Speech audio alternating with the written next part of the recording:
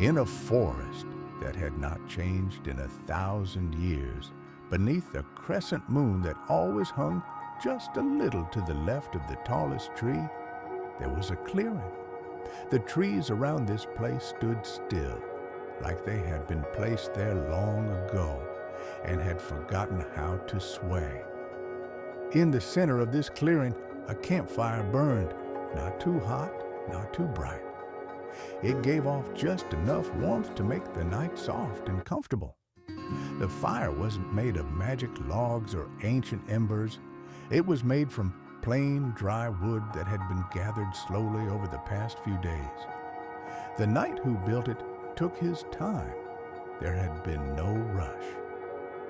The knight sat beside the fire, his armor polished only enough to prevent rust. He did not wear a cloak of invisibility, nor carry a sword forged in dragonfire.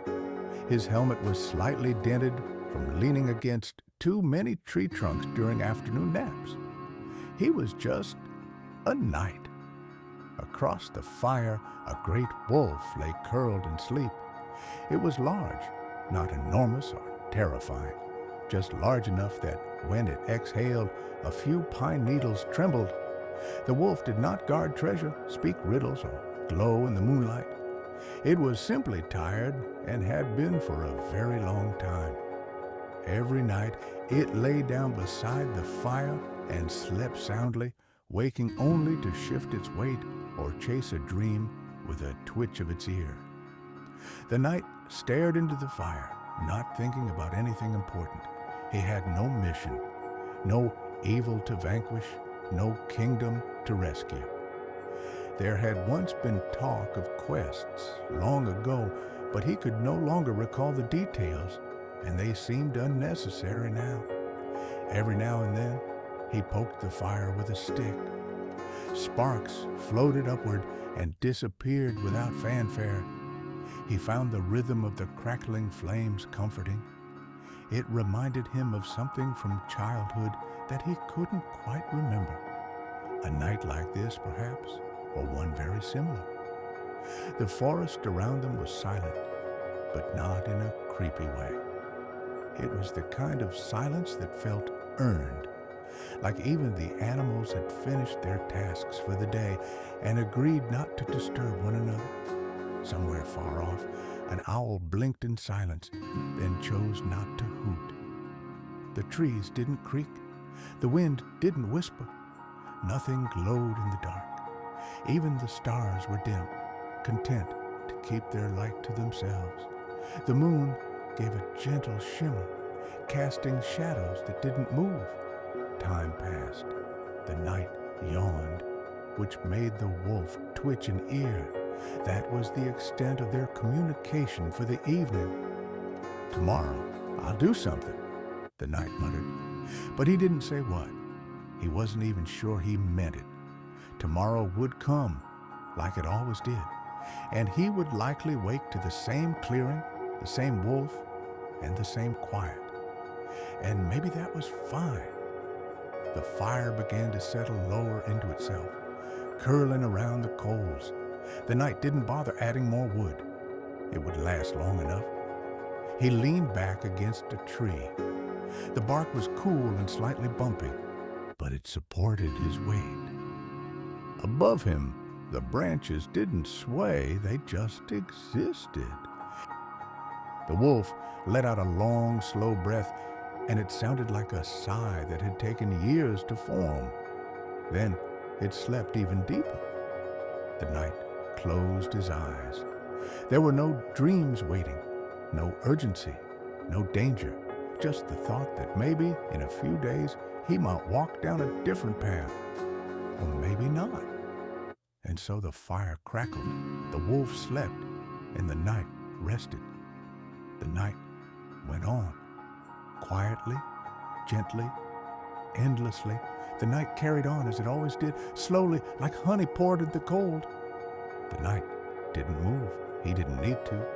His armor, though not made for comfort, had taken the shape of his stillness over time. Even the tree behind him, old and patient, seemed to lean just slightly to offer him support. The wolf barely stirred. Every so often its ears twitched, perhaps in a dream, perhaps in response to a night breeze so soft it barely existed. But it did not wake. The fire, now a quiet pile of glowing coals, warmed the air just enough to keep the night from feeling too sharp. A leaf fell from a tree. It did not spiral dramatically. It drifted slowly straight down, landing without a sound on a patch of moss that had grown there for decades. The moss didn't react. The leaf didn't care. Time passed again, unnoticed. It had no reason to rush. This forest had no clocks and no schedule. It had only the cycle of night and day, repeated without end and without surprise. In his light sleep, the night had a dream, or perhaps just a thought. It was hard to tell the difference in such a quiet place. In it, he was walking along a dirt path. There were trees on both sides. The path went forward, never turning, never ending. He wasn't going anywhere in particular. He wasn't looking for anything. He was simply walking. In the dream, the wolf walked beside him. Their steps matched. Neither spoke. Neither needed to. They passed by old stones, fallen branches, and shallow streams, none of which required effort to cross. The sky above was always dusk, never quite dark, never quite bright, just still. And then, without anything happening, the dream faded away. The night shifted slightly against the tree. The coals in the fire gave one last soft pop before settling again. The forest remained exactly the same. Somewhere in the canopy, a small bird woke briefly, looked around, and decided it was still not time for morning. It tucked its head back beneath its wing and slept once more. The moon moved a little. The stars twinkled once, not brightly, not urgently, just enough to remind the world they were still there. The wolf sighed again. Its breathing remained slow, peaceful, like the tides of an ocean that hadn't seen a storm in 100 years. And the night, too, began to drift, if he hadn't already, into a deeper sleep.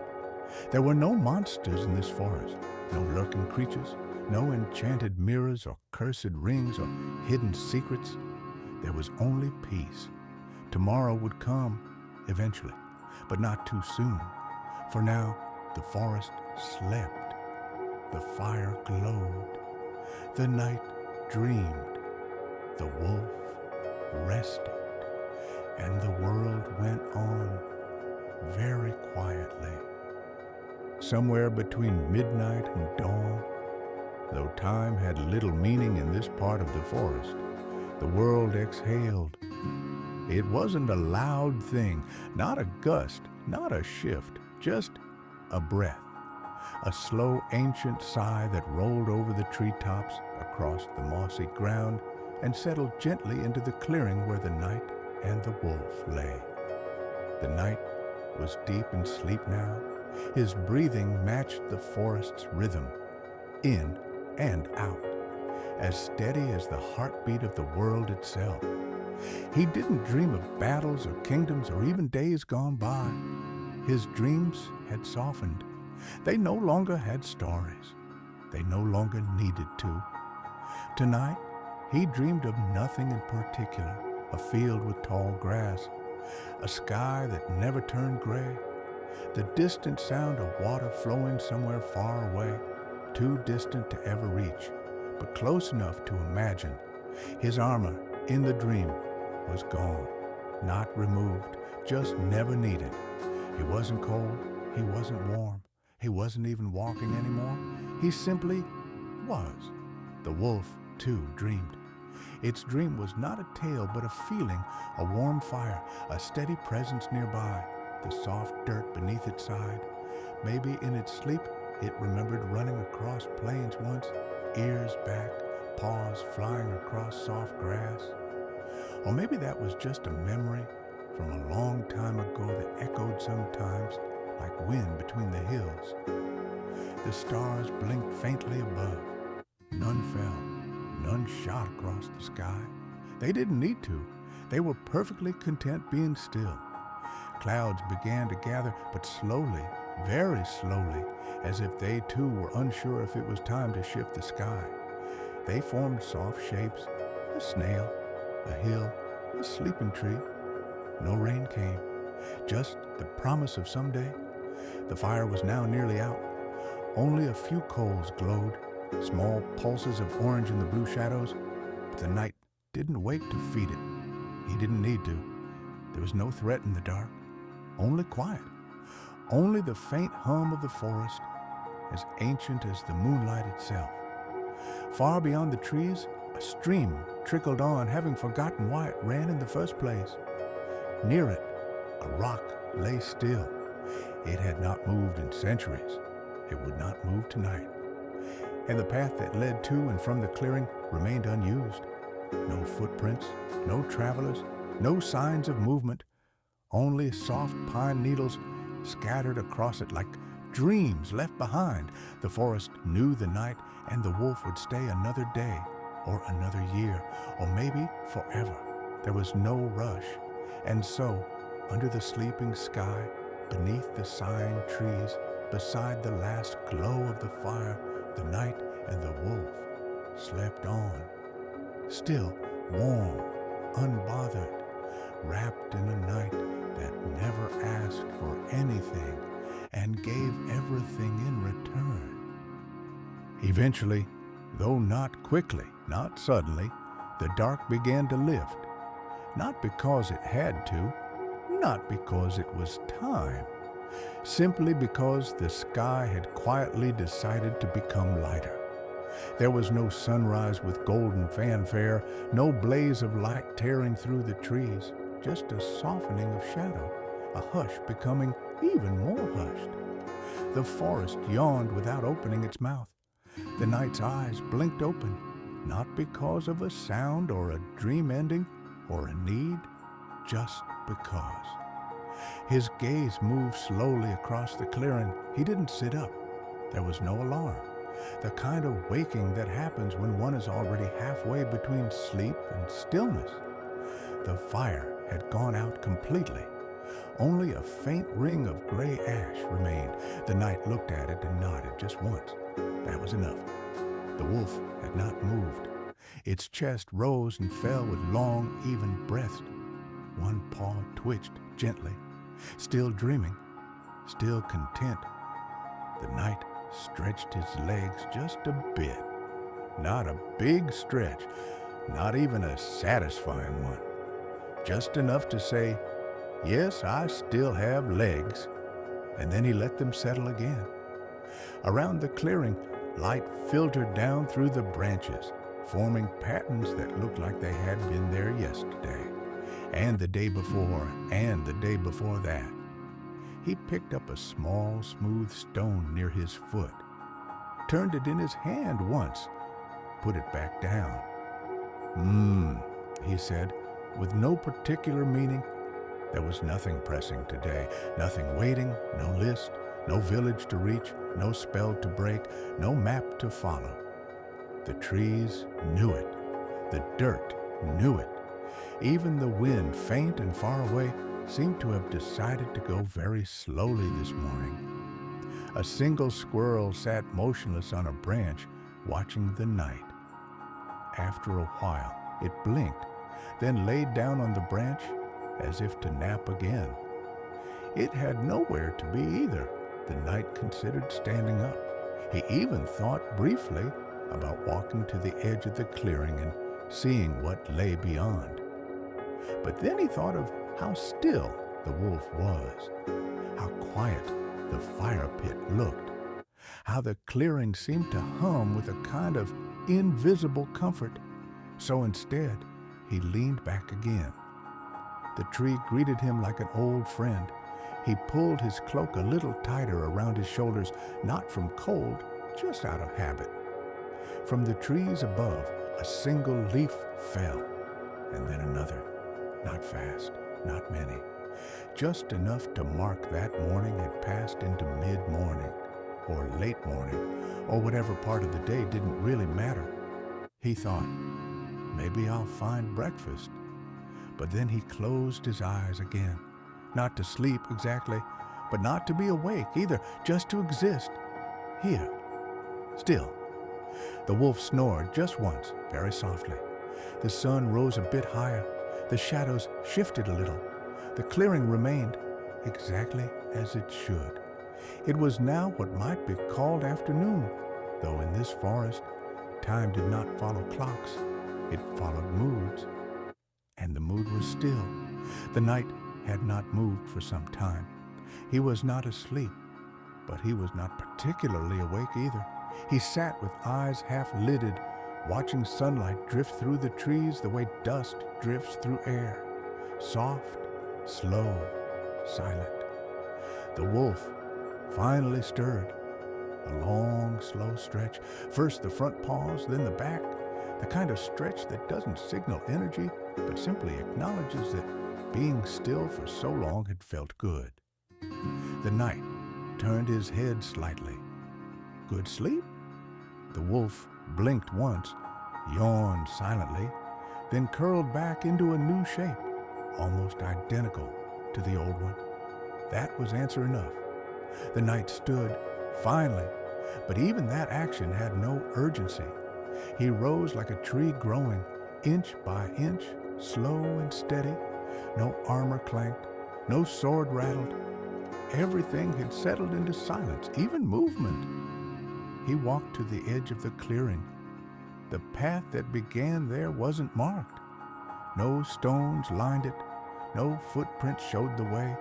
It was simply there. Soft earth, pressed just enough to suggest others may have walked it long ago, or perhaps in dreams. He looked at it, not with longing, not with dread, just with curiosity dulled by peace. Maybe I'll walk a while, he said, not turning to see if the wolf followed. But the wolf stood too. It shook itself once. Not the dramatic shake of a wild creature, just a gentle flutter of fur and dust, as though brushing off a long nap. Side by side, they stepped onto the path. The forest did not react. The wind did not rise. The sky did not shift. It was not the beginning of a quest. It was not even a change. It was simply part of the day. The path wound gently, not steep, not rocky, not strange, just winding enough to feel like a slow thought turning over. They walked without speaking. Their footsteps made no sound. Even the birds remained quiet, as if not wanting to interrupt their rhythm. Here and there, the knight paused to look at a tree. Sometimes the wolf sniffed a patch of moss. Neither of them found anything surprising. Nothing surprised them anymore, and that, too, was perfectly fine. After some time, or no time at all, they came upon another clearing. It looked very much like the first. There was even a fire pit, old and empty, waiting. The knight looked around. The wolf circled once, then lay down. The knight did not ask if this was the place. He didn't need to. He placed his pack by a log, sat down again, and leaned back into a familiar shape of rest. He reached into his pouch and took out another piece of bread. It was still just bread. He chewed slowly. The wolf sighed. The trees listened but said nothing. And so the path continued, from one still place to another, each one quiet, each one waiting, not for a purpose, not for an ending, but simply to be. Later, perhaps much later, perhaps not at all, the sun grew drowsy. It began to sink, but slowly, not like a flame dropping behind hills, but like a warm thought sinking into the folds of sleep. The clearing was quiet again. The knight had not spoken in some time. He didn't feel the need to. There was a comfort in silence that no words could match. The wolf lay beside him once more, tail curled around its side, ears relaxed. They had walked for a while earlier, or had they? It was hard to say how far the path went, or if it curved in great circles. Every clearing felt like the same one, but not in a way that was frustrating. It was reassuring, like returning to a place that already understood you. The fire had been lit again, another small one, not for cooking, not for protection, just for warmth, for company. Its light flickered against the bark of the nearby trees, casting dancing shadows that didn't try to tell stories. They just moved like leaves in water. Above them, the sky faded to a deeper blue. One by one, stars appeared. None of them shot across the sky. None of them twinkled with any special magic. They were simply there. The knight looked up at them, brows relaxed. "Same stars as before?" he said softly. "Good." The wolf opened one eye, closed it again. The air was cool now, not cold. The kind of cool that tells you you're alive, but not in a loud way, in a gentle way, like a reminder from the wind. The knight reached into a small pouch and pulled out a piece of dried fruit. It wasn't sweet, it wasn't tart, just a little chewy. He chewed it thoughtfully. Somewhere not far, water trickled. It wasn't a river, not a stream. Maybe just a puddle melting somewhere, or a spring that never rushed.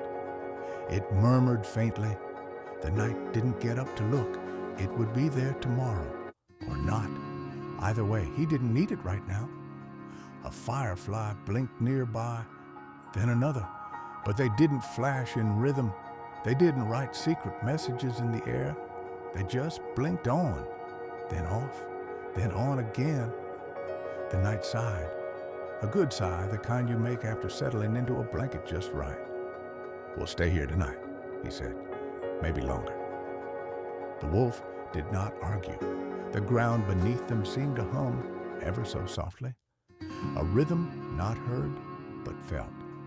A kind of welcome that required no words. The fire settled again. The sky darkened further, now a deep, heavy blue. The stars were dim, the fire low, the clearing still. The knight leaned back, and the wolf sighed, and the forest seemed to hold them both. No danger, no ending, no change, just stillness and sleep.